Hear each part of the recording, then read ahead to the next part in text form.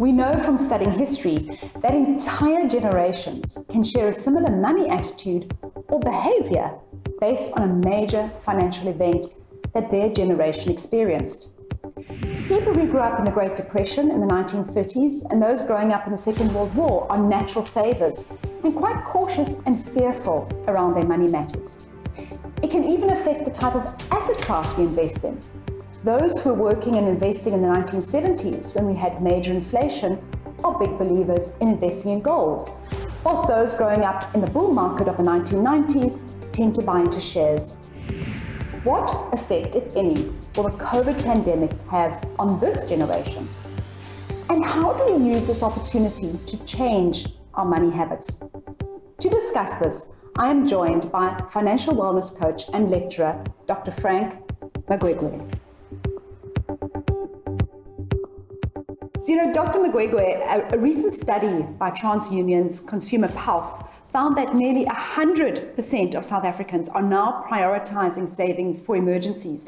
Do you think that there's been a fundamental shift in our attitude towards money?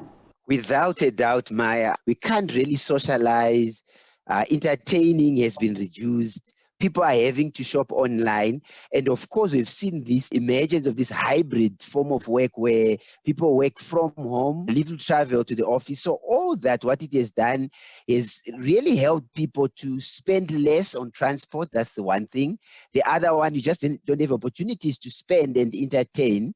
Although we do have, groceries may have gone up and electricity, but in the main, consumers have now been able to see the impact of less travel, less entertaining on their finances. People want to change their behavior. They want to improve their finances, but it often feels overwhelming.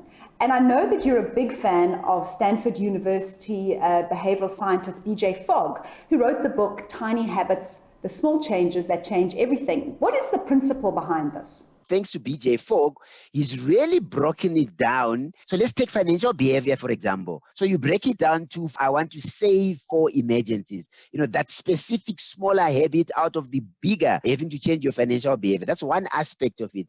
The second aspect of it is you need really three elements.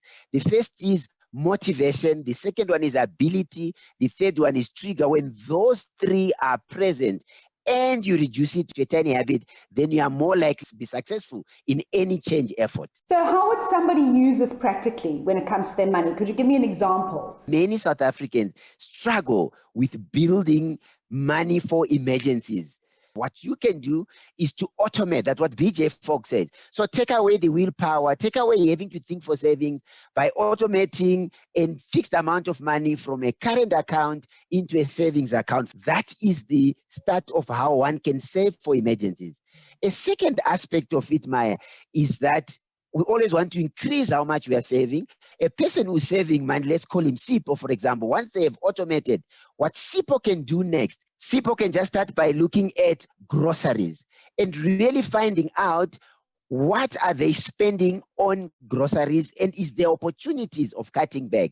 Do you think we're going to see really long-lasting changes to the way people live? We hear people who have changed financial behavior as a result of the global financial crisis, for example. I think the pandemic will exactly have the same effect. I'll give you a quick example. I was talking to a client yesterday. The client said to me, before pandemic, having to go into a shop, they just filled their trolley and went to pay at the till without knowing how much is in the basket.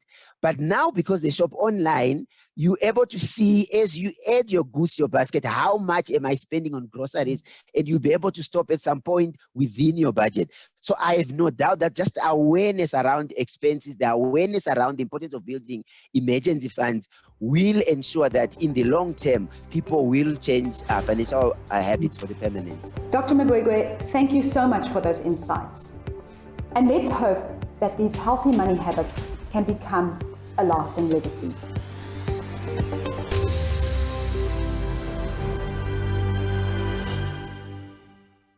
If you haven't subscribed yet, do so now. Push that subscribe button so that you don't miss any more brilliant financial tips that are going to get you on track financially.